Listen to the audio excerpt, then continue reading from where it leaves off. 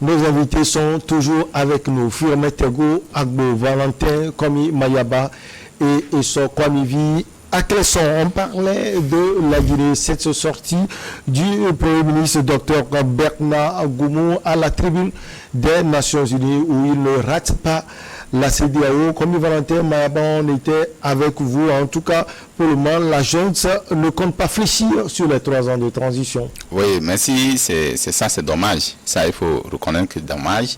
Mais je ne pense pas que la position des autorités guinéennes doivent être à ce niveau. Ils vont peut-être, à ce que je sache, ils vont descendre du piédestal. Ça ne peut pas rester toujours à cette hauteur-là, à cette hauteur. Mais ce qu'il faut dire, je le disais à l'instant que Doumbouya et son équipe aujourd'hui avaient commencé à amener de l'inquiétude, de la quiétude dans le pays. Mais à un moment donné, il y a d'autres positions qu'ils ont adoptées et qui sapent les efforts qu'ils ont commencé ou qu'ils ont commencé depuis longtemps. Nous avons vu, vous savez que Condé, quand il était au pouvoir, tout le monde sait comment, c'était un opposant. Quand il est arrivé, qu'est-ce qu'il a fait? Il a déçu les gens, parlé du 3e mandat.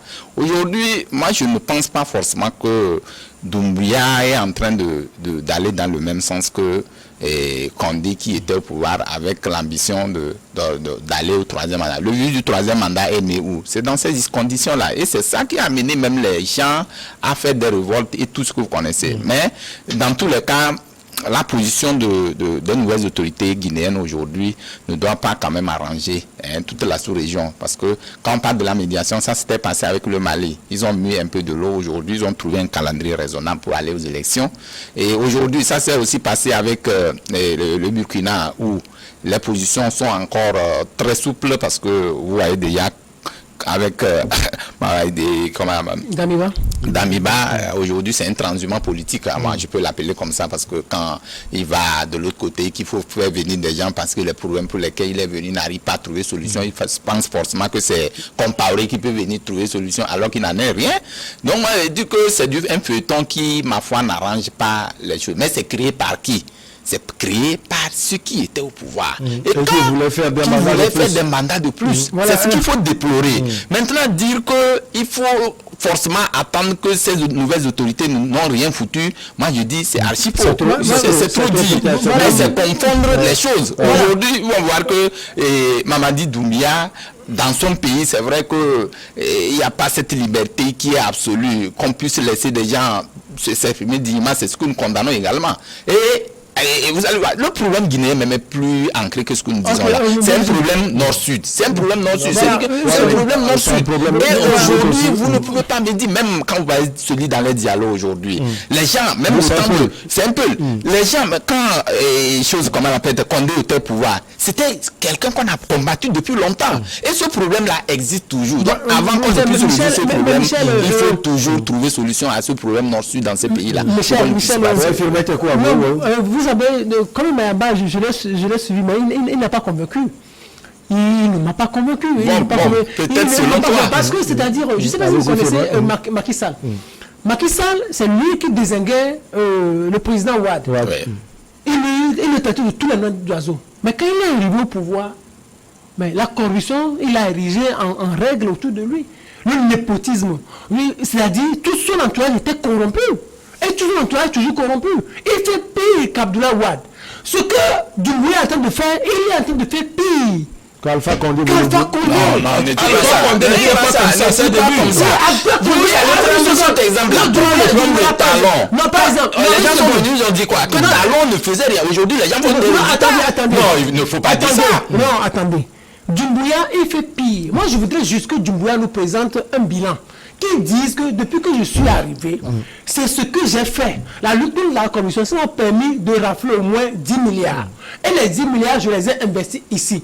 Sur tel point, j'ai fait ceci. Voilà les résultats. Il s'embrouille. Vous voulez dire qu'il n'a pas de chiffres précis. Il n'a pas ça, ses efforts. Il n'a quel effort? Il n'a pas aucun effort. Il s'enrichit. Il est en train de créer aussi son clan pour s'enrichir, pour se conserver le pouvoir et pour y rester. Nous sommes pas militaires.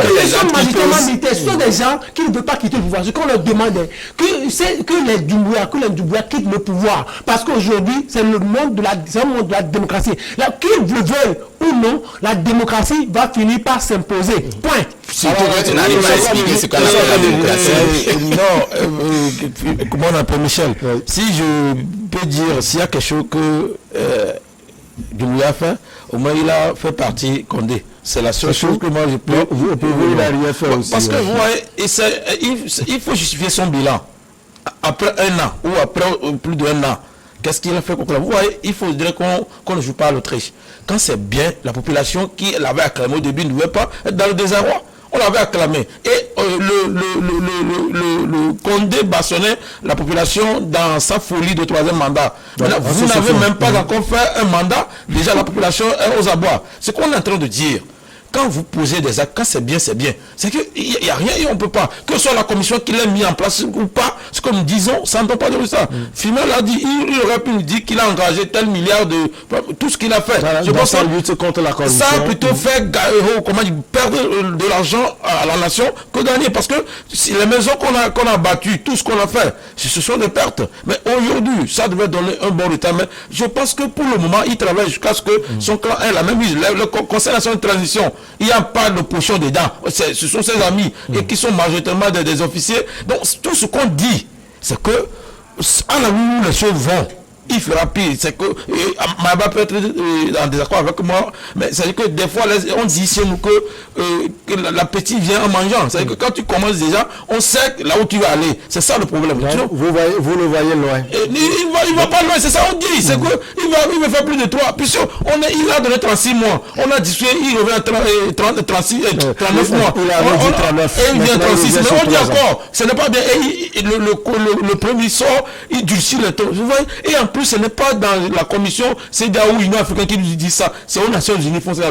On est en train de se ridiculiser. Ouais, les Blancs ont mené des experts qui vont calculer le niveau africain dans les réflexions de ces nations pour encore savoir comment il faut nous mettre dans les trucs pour qu'on ne se revoie pas dans les années plus tard. Donc moi, ce sont ces discours que je n'aime pas ça. Il n'y a pas besoin d'incendier ou bien de faire des discours radioactifs à ce moment. Il faudrait apaiser de leur côté aussi parce que vous êtes venus illégalement. Et on cherche à ce que vous soyez légitime. Faites de bonnes choses. C'est ça. Alors, d'un régime militaire à un autre, on passe donc au Mali. En tout cas, le Mali justement était à la tribune des Nations Unies par le biais de son Premier ministre Abdoulaye Maïga. En tout cas, il n'a raté personne. Il faut le préciser. Il n'a pas raté la France, le président Alassane Dramane Ouattara, surtout le président nigérien Mohamed Bazoum. En tout cas, est-ce que cette question, c'est un discours de la rupture des liens coloniaux? Non, c'est un discours enfantin. Ah bon? Oui, c'est de l'enfantillage. Tout ce que le Premier ministre a dit. Non, c'est de l'enfantillage. On ne voit pas en ce Premier ministre un diplomate, un homme mûrement réfléchi politiquement. Mais on voit juste un pleurnichard, comme l'a qualifié un de ses opposants. C'est un pleurnichard. C'est un petit Africain qui vient dans le temple de la diplomatie occidentale. Selon vous, dans quel angle précisément il est un pleurnichard? Non, tout d'abord, regardez. Quand vous venez à la tribune des Nations Unies, vous devez savoir, vous devez respecter la forme. C'est le temple de la diplomatie occidentale. Ça veut dire la forme est importante. Ça veut dire tout ce qui doit sortir de votre bouche doit respecter tout d'abord la forme. Ça veut dire ici, à ce niveau-là, c'est le langage, le discours sont diplomatiques. Mais quand vous venez, vous commencez, vous dites la France arme les terroristes. Ça, c'est déjà quelque chose. Alors que sur le territoire sur lequel, c'est-à-dire le territoire onusien, c'est-à-dire quand celui-là qui décide, c'est la France. Est-ce que c'est une réalité, Firmet quoi? Est-ce que la France arme les terroristes? Ce discours, peut-être les journalistes peuvent le tenir. Mais un diplomate, un chef, une autorité, une institution ne peut jamais tenir ce discours dans le temple de la diplomatie occidentale. Si c'est vrai, même si c'était vrai, c'est ce que je vous dis. Même si c'était vrai, ça ne devrait pas sortir de la bouche d'une autorité étatique, d'une autorité politique, au moment où ils sont dans le temple de la diplomatie. Première chose. Donc, il dit la junte au service de l'obscurantisme parlant de la France. C'est grave. Le gouvernement français ou bien l'État français, c'est une junte. Oui, c'est une junte. Ça, c'est gravissime. C'est gravissime. Quand il dit, il reproche encore des notions de droits de l'homme à la France et autres, eux, ils sont en train de respecter les droits de l'homme. Quand vous perpétrez un coup d'État, vous êtes là et vous ne voulez pas partir. Ils sont dans l'illégalité pure et absolue. Quand ils parlent de l'obscurantisme, eux, ils s'embrouillent. Ils s'embrouillent dans l'obscurantisme. Première chose. Deuxième chose, quand vous attaquez au pays frère, c'est un discours qui doit être tenu à la maison. C'est à la maison pour se permettre n'importe quel maison, la CEDEAO, par exemple. Non, pas la CEDEAO, même c'est-à-dire entre un Malien, entre frères nigériens, tout ça. Mais quand tu dis à ton frère, à ceux dont tu peux avoir besoin à l'avenir, parce que c'est à la diplomatie internationale, quand tu dis, tu attaques le président nigérien, tu lui dis qu'il n'est même pas nigérien. Mais c'est quoi? Qui peut nous montrer, qui peut nous dire avec certitude sa véritable origine? François Hollande n'a jamais été un Français. L'origine de François Hollande, c'est les Pays-Bas. Nicolas Sarkozy, c'est un juif hongrois. C'est un juif hongrois. Qui peut nous dire qu'il est de tel ou tel pays avec certitude? Lui-même, qu'est-ce qui nous prouve qu'il est malien? Ça, je ne voudrais pas le dire, mais c'est-à-dire... Alors, qu'est-ce qui le pousse, par exemple, à attaquer le président Bazoum? Non, parce que peut-être le président Bazoum est en train de soutenir la France. Il y a des gens qui ont voulu manifester sur son territoire pour dire non à la France. Il les a peut-être, il a réprimé les manifestations ou il a dit non à la manifestation. Il protège la France. Et puis il avait accordé une interview à nos confrères occidentaux, c'est tout. Mais cela ne lui donne pas le droit de s'attaquer au pays frère comme cela. Le président nigérien aussi avait attaqué peut-être les dirigeants maliens en parlant de Menaka et de l'insécurité qui entoure cette localité aujourd'hui. Non, attendez, il peut le dire, mais lui il est en train de toucher un sujet et non la personne des autorités. Lui, il s'attaque directement à la personne de Bazoum. C'est ça que nous sommes en train de condamner. Cette position-là, elle doit être condamnée avec la plus grande véhémence. La troisième chose... Ouattara, par exemple. Ouattara, par exemple. Vous imaginez quand... Qu'est-ce qu'il avait dit de grave à la quand il parle de manœuvre, et quand il parle du troisième mandat de Ouattara, regardez, alors que ceux-là qui vous soutiennent depuis Lomé sont en train de faire déjà plus de 3 mandats. Ils vont se sentir déjà blessés. Ils vont se dire, du moment aujourd'hui vous vous attaquez à ceux-là qui ont déjà fait plus de 2 mandats, du jour au lendemain, lorsque nous ne serons plus dans de bons termes, vous allez vous attaquer. On les considère comme leurs bienfaiteurs, ceux qui sont à Lomé. C'est juste le contraire. Non, c'est juste. On a fait plus de 3 mandats. Non, ici on a déjà fait plus de 3 mandats. Parce qu'ils considèrent que le fait de faire déjà un troisième mandat n'est pas une bonne chose. Donc, alors qu'à Lomé, on a déjà fait plus de 3 mandats. Juste dire que ce Premier ministre Maïga, il s'est comporté comme un petit enfant dans la cour des grands.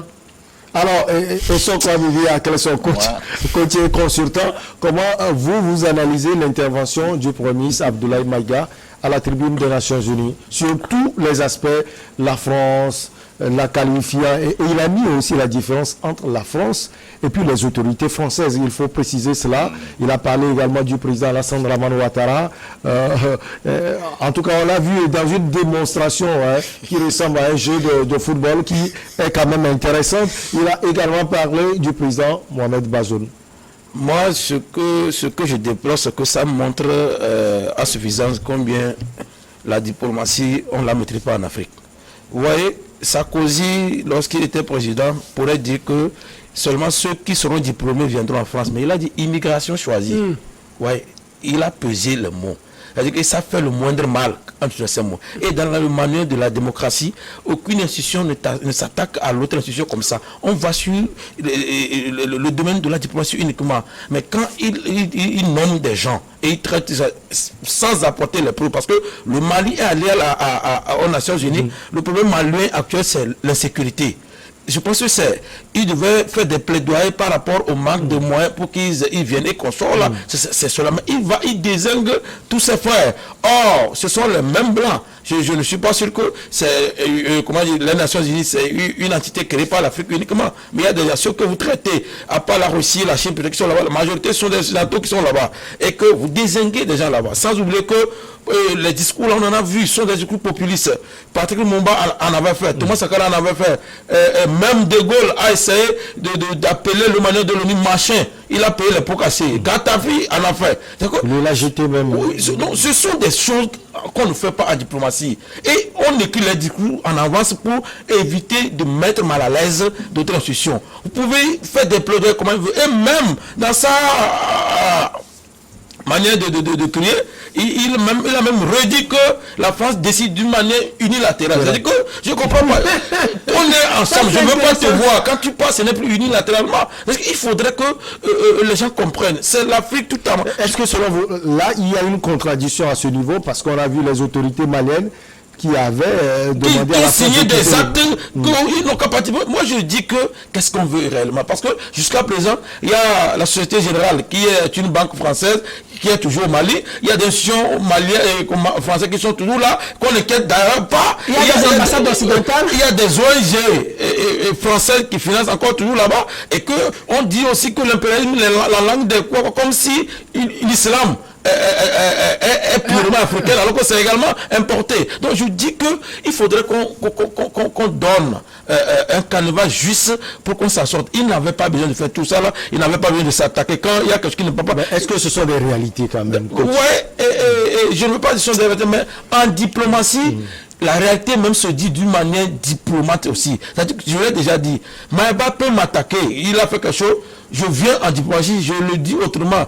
Et je ne vais pas faire des vitupérations, même des invectives qui montrent à ce que je ne sais pas mon niveau. Ce qu'il a dit, même si c'est la vérité, la manière de parler d'un enfant n'est pas la manière de parler d'un adulte. Je pense que Paul disait quelque part, quand j'étais enfant, je parlais comme enfant. Quand je suis devenu adulte, les ancêtres...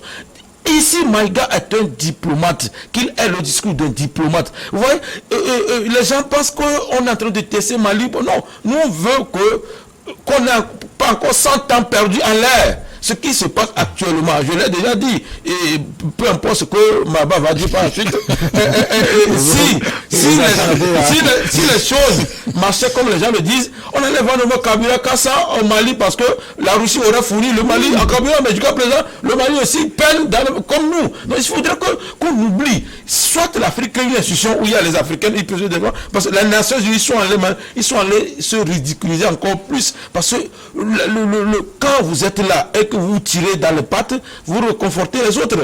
Il y a même, la Russie n'a pas créé un scandale par rapport à la France là-bas.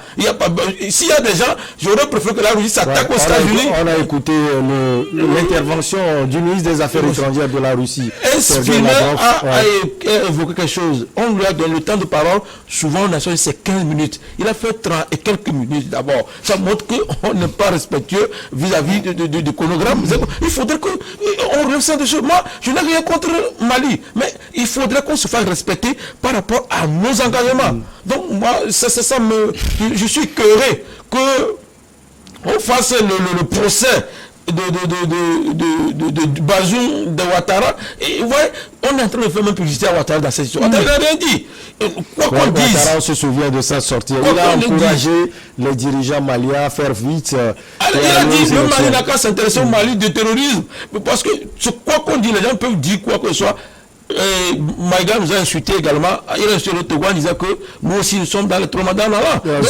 Ça doute. Oui, je sais que c'est ce que Maïga ne veut pas, mais c'est ce qu'il a parlé du Togo. Quand vous dites que vous faites 3 mandats, vous êtes dans la folie de 3 mandats, le Togo est rentré dans 3 mandats depuis. Erreur, hein. Alors, Mayaba, vous avez écouté vos amis. Vous, quelle analyse vous faites de la sortie? Vous savez, mes amis sautent de coq à l'âne.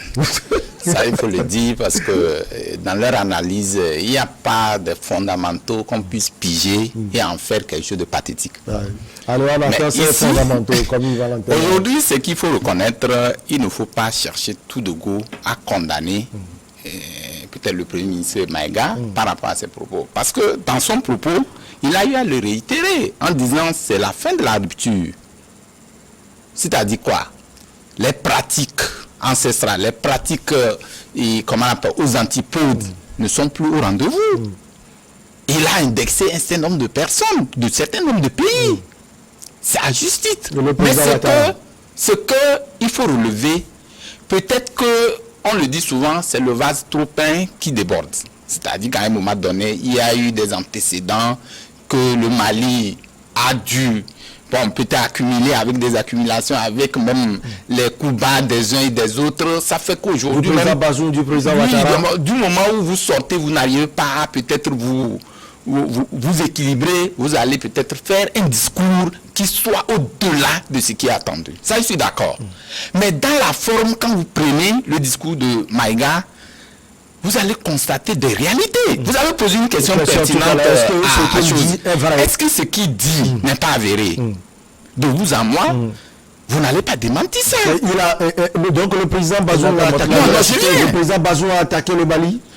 Le président Bazoum n'a pas attaqué le Mali de façon, de façon directe comme ça. Mais vous allez constater que quand le Mali était peut-être en difficulté avec la France par rapport à son intervention dans ce pays, quand le Mali part, enfin quand la France quittait, où est-ce qu'elle a déposé ses valises? C'est pas au Niger. Pas de souveraineté. Je vous donne le temps de vous exprimer là. C'est là je dis, quand j'ai un ennemi chez moi que je renvoie, vous le recevez. Ça veut dire que vous, l'ennemi, enfin mon ennemi, l'ennemi de mon ennemi, voilà, c'est quelque chose comme ça. C'est dans ce sens que moi je comprends l'angle sur lequel le Mali est en train de traiter le Niger. Donc le Mali veut quoi? Nous chassons Barkhane, que le Niger aussi chasse Barkhane. C'est ça. Pourquoi? Non, ce que le Mali est en train de faire, le Mali dit l'intervention française dans nos États africains ne nous arrange pas. Ça dit que ça donne, ça impulse, ça donne ça donne, comment l'appelle-t-on, ça suscite en beaucoup des Africains, en de nombreux Africains, de chefs d'État africains. Bizarrement, pour le président Bazoum, la présence de Barkhane arrange beaucoup le Niger à lutter, parce que j'ai suivi l'interview, à lutter contre le terrorisme dans son pays. Donc lui, apparemment, il a un bilan positif. Oui, c'est ce que Bazoum dit. Parce que même je l'ai dit ici, quand Bazoum était arrivé là-bas, où la France allait, qui disait que c'est l'Assemblée qui devait réfléchir pour voir s'il faut valider son arrivée, et puis avec des clauses contre. Moi, j'ai dit que c'est un président qui est déjà phagocyté. C'est-à-dire que c'est un président qui est déjà pris dans la masse.